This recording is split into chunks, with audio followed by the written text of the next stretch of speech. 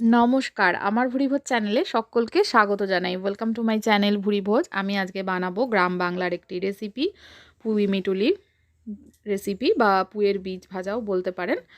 আমরা এখানে প্রথমে কচি দেখে পুঁইয়ের বীজগুলো ব্যবহার করেছি। এখান থেকে বীজগুলো এইভাবে যে ছোট ছোট শাখাগুলো বেরিয়েছে বীজ শুদ্ধ, সেগুলো ছিঁড়ে নিচ্ছি। আর মোটা যে অংশটা, মূল যে ডালটা, সেটা কিন্তু আমি ফেলে দেবো। এইভাবে দেখুন, হাতের সাহায্যেই এভাবে ভেঙে নিচ্ছি। এইভাবে আমি সমস্ত বীজগুলো ছাড়িয়ে নেব। এই শক্ত যে মোটা ডালটা, এটা কিন্তু ব্যবহার করব না, এটাকে আমি ফেলে দেব। বাকি সমস্ত যে ছোট ছোট ডালের মধ্যে যে বীজগুলো রয়েছে বীজ শুদ্ধ, এইভাবে আমি সমস্ত পুঁই বীজটা ছাড়িয়ে নিচ্ছি।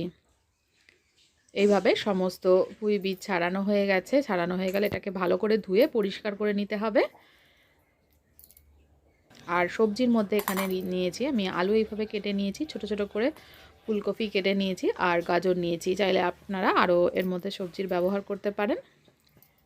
প্রথমে এখানে সর্ষের তেল দিয়ে দিলাম। তেলটাকে গরম করে নেব। তেলটা গরম হয়ে গেলে এবার এর মধ্যে দিয়ে দেব কালো জিরে। ফোড়নে আমি কালো জিরে দিচ্ছি। অল্প একটু কালো জিরে দিয়ে দিলাম। কালো জিরের সঙ্গে দিয়ে দিলাম একটা শুকনো লঙ্কা ভেঙে।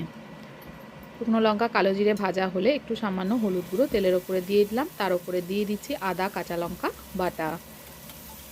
2 চামচ আদা কাঁচা লঙ্কা বাটা দিয়ে দিলাম। একটু তেলের সঙ্গে মিশিয়ে নিয়ে ভেজে নেব। হলুদের ওপরে আদা কাঁচা লঙ্কা বাটাটা দিলে কিন্তু তেলটা ছিটে আসে না, ওই জন্য হলুদটা দিয়ে তার উপরে কাঁচা লঙ্কা বাটাটা দিলাম। আদা কাঁচা লঙ্কা বাটাটা একটু ভাজা ভাজা হলে এবার আমি এর মধ্যে সমস্ত সবজিগুলো দিয়ে দিচ্ছি। এর মধ্যে ছোট ছোট করে পেঁয়াজ কলি দেওয়া যেতে পারে, সিম দেওয়া যেতে পারে, আরও সবজি, বিভিন্ন রকমের সবজি অ্যাড করা যেতে পারে। আমি এই 3 রকমের সবজি দিয়ে করছি ও নিরামিষভাবে করছি দেখে আমি এখানে কিন্তু পেঁয়াজ কলিটা ব্যবহার করলাম না। পেঁয়াজ কলি দিয়ে খেতেও ভীষণ ভালো হয়। আমি ভালো করে মিশিয়ে নিয়ে সমস্ত সবজিগুলো একটু নেড়েচেড়ে ভেজে নিচ্ছি। 2-3 মিনিট ভেজে নিয়ে এবার পুঁই বীজগুলো দিয়ে দিচ্ছি। সমস্ত পুঁই বীজগুলো এর মধ্যে দিয়ে এটাকে ভালো করে মিক্স করে নিয়ে ভাজা ভাজা করে নিতে হবে। গরম ভাত, রুটি দুটোর সঙ্গেই খেতে পারেন। এটার মধ্যে কিন্তু চিংড়ি মাছও দেওয়া যায়, তবে যেহেতু নিরামিষ বললাম, নিরামিষভাবে করছি তাই এগুলো ব্যবহার করিনি। এগুলো দিয়েও এই রেসিপিটা তৈরি করা যায়। এবার এর মধ্যে দিয়ে দিচ্ছি নুন। নুনটা ভালো করে মিশিয়ে নিয়ে খুব ভালো করে কিন্তু ভাজা ভাজা করে নিতে হবে, নইলে খেতে ভালো লাগবে না। 15 মিনিট মতন কম আছে আমি সমস্ত কিছু ভেজে নিয়েছি। দেখুন পুঁই বীজের কালারটা কিন্তু চেঞ্জ হয়ে গেছে। এবার এর মধ্যে দিয়ে দিলাম একটু সামান্য চিনি। চিনিটা ভালো করে মিশিয়ে নিচ্ছি। চিনিটা ভালো করে মিশিয়ে নিয়ে আরও একটু ভাজা ভাজা করে নেব। আরও একটু ভাজা ভাজা করে নিয়েছি। এবার আরও সামান্য পরিমাণে একটু নুন দিলাম। আগেও একটু নুনের ব্যবহার করেছি, এখন আরও একটু নুন অ্যাড করে দিলাম। নুনটা ভালো করে মিশিয়ে নিচ্ছি। একদম ভাজা ভাজা হয়ে গেলে সামান্য একটু জল লাস্টে দিচ্ছি, তাতে করে এটা কিন্তু একটু মাখা মাখা তরকারি টাইপের হবে। জল ব্যবহারটা না করলে একদম ছাড়া ছাড়া ভাজা হবে। আর একটু জল দিলে কিন্তু মাখা মাখা তরকারির মতন এটা খেতে লাগবে।